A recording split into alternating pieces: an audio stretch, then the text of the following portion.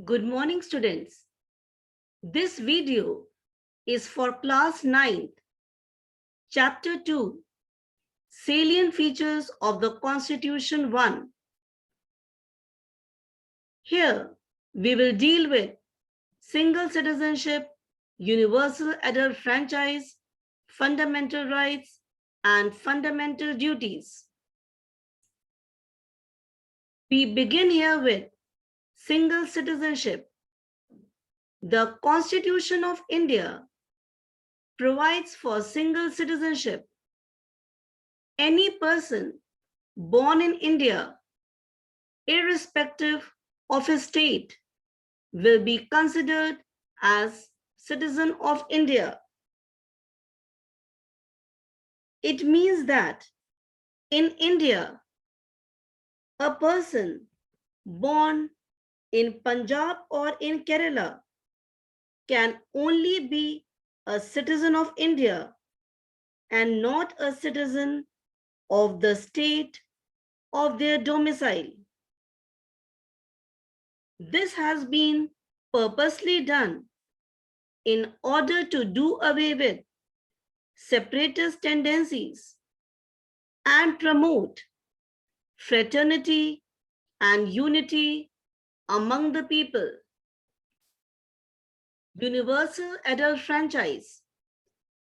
All citizens of India who are 18 years of age or above have the right to vote. Earlier, the age for voting was 21 years or more, but later on, in 1989, it was reduced to 18 years. Moving on to fundamental rights. The fundamental rights are basic human rights which provide the conditions essential for all-round development of a human being. They give recognition to dignity and equality of all human beings. Right to equality, Article 14 to 18. It prohibits discrimination on any grounds. It guarantees equality before law as well as equality in protection by law, irrespective of economic status, caste, color, creed, etc.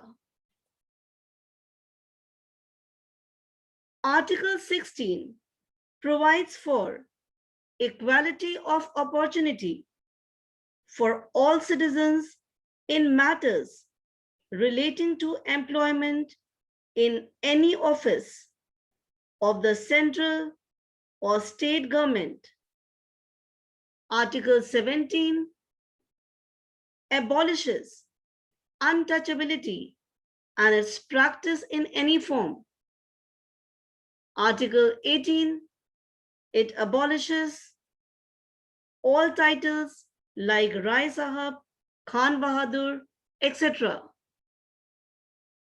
Right to freedom, Article 19 to 22, provides for 6 essential freedoms. But this right is not absolute and can be suspended during emergency. 6 essential freedoms are freedom of speech and expression, freedom to assemble peacefully without arms, freedom to form associations and unions, freedom to move freely throughout India, freedom to reside and settle in any part of India, and freedom to practice any profession, trade, or business. Right against exploitation, Article 23 to 24. It ensures dignity of an individual and prohibits any kind of exploitation. slavery, beggary, forced labor, trafficking in human beings, child labor, bonded labor are some forms of exploitation. This right protects the people from these forms of exploitation. Let us move on and study about right to freedom of religion, Article 25 to 28.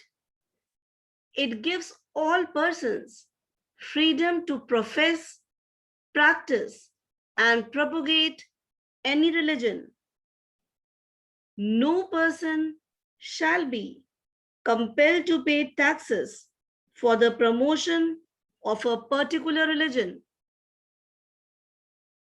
No religious instruction shall be provided in any institution wholly maintained out of state funds. Cultural and educational rights, Article 29-30. It gives the right to minorities to preserve their distinct language, script, and culture. It also gives the right to minorities to establish and administer the educational institutions of their choice. Right to constitutional remedies, Article 32. It is considered as the most important right because it provides the right to the citizens to move to a court of law for the violation of fundamental rights. Finally, we will discuss about right to education. This right has been granted by the Constitution 86th Amendment Act 2002. By this act, a new article 21A has been inserted in the Constitution, which states, the state shall provide free and compulsory education to all children of the age of 6 to 14 years in such a manner as the state may by law determine. Fundamental duties. Students, we know that duties and rights go hand in hand. There can be no rights in a society where there are no duties. For example, if we have a right to life, it is our duty to respect others' life and not to injure another person. These fundamental rights were added to the Constitution by the 42nd Amendment Act 1976 and inserted in Part 4 of the Constitution.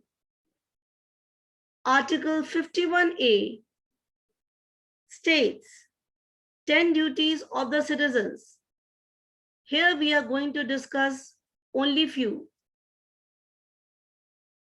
To abide by the Constitution, respect the national flag, national anthem, to protect the sovereignty, unity, and integrity of India, to value and preserve culture, to protect natural environment, public property, to defend the country and render national service when called upon to do so, to develop scientific temper, humanism, and the spirit of inquiry.